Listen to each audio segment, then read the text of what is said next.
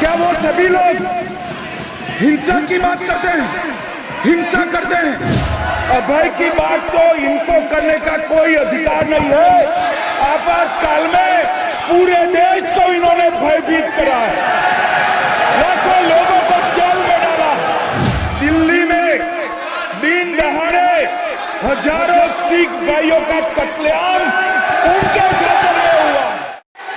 शोर शराबा कर इतने बड़े वाकया को छिपाया नहीं जा सकता। विपक्ष के नेताजी ने कैटेगोरिकली कहा है कि जो अपने आप को हिंदू कहते हैं वो हिंसा करते हैं।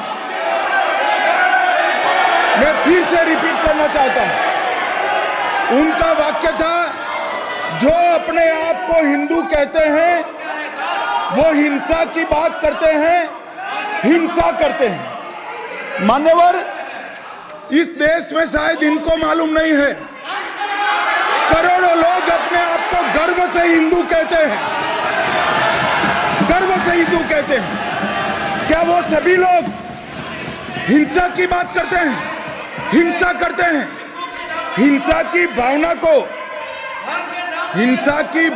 को किसी धर्म के साथ जोड़ना और इस सदन में और संवैधानिक पद पर बैठे हुए व्यक्ति ने, मैं मानता हूं मान्यवर, उन्होंने इसकी माफी मांगनी चाहिए।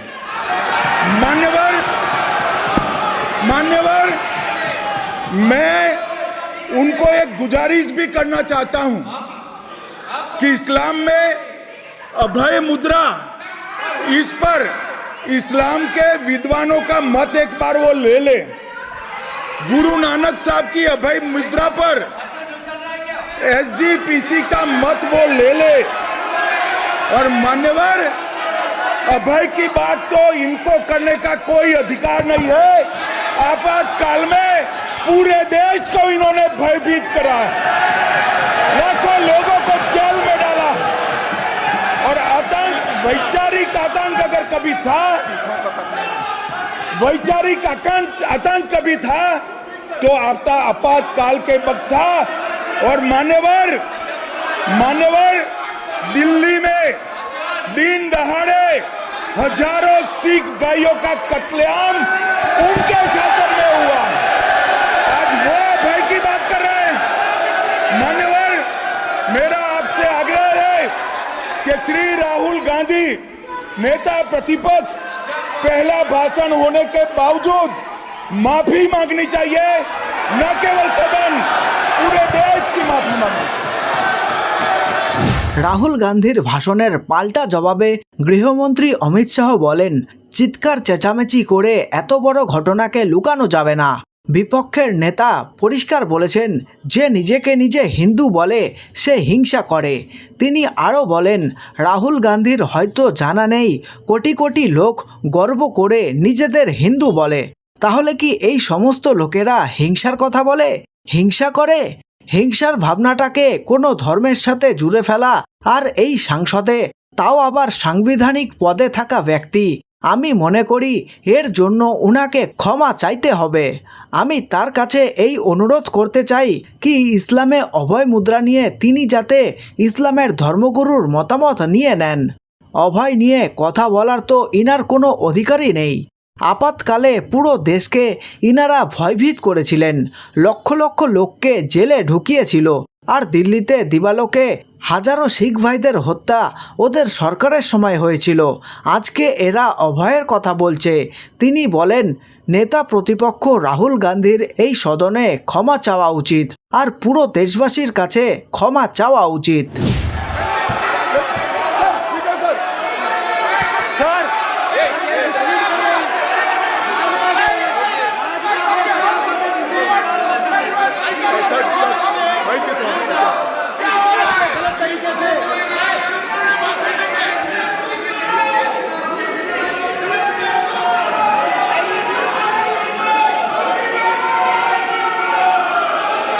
Speaker sir,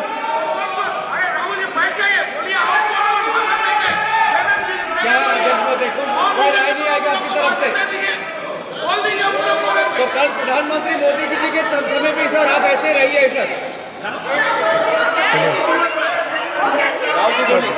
Everyone speak until they quiet.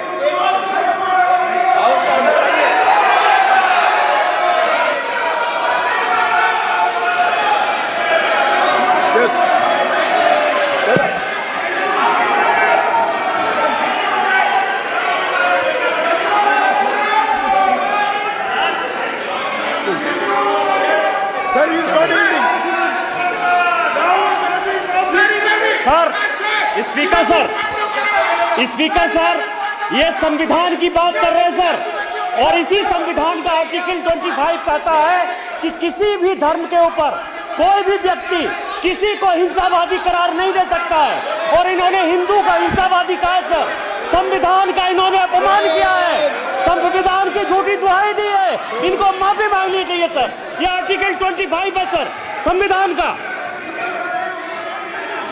Sir इनको माफी मांगनी चाहिए। आर्टिकल 25 जो है संविधान, और ये देश संविधान से चलता है, ये पार्लियामेंट संविधान से चलता है सर, इनको माफी मांगनी चाहिए सर।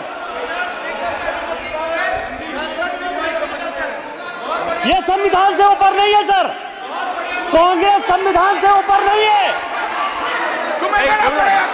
आर्टिकल 25 कल्याण बनर्जी जी बताए आर्टिकल 25 क्या था? आप उनको कहिए आप लोग कहा क्या? पार्लियामेंट का आप लोग का है, आप लोग का जमींदारी है क्या? क्या समझते हो? पार्लियामेंट का आप लोग का जमींदारी है क्या? जमींदारी बिठा दी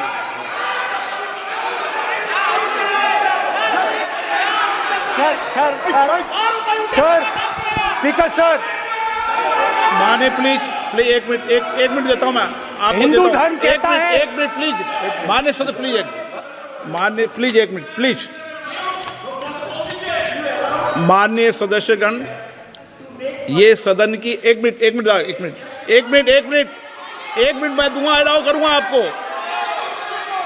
माननीय सदस्यगण, इस सदन की एक गरिमा रही है और हमें संवाद चर्चा करते समय इस सदन की गरिमा को रखना चाहिए, और ऐसी कोई भी आपत्तिजनक बात जो पूरे समाज के पर विषय हो, कम से कम प्रतिपक्ष के नेता को बोलते समय ध्यान रखना चाहिए।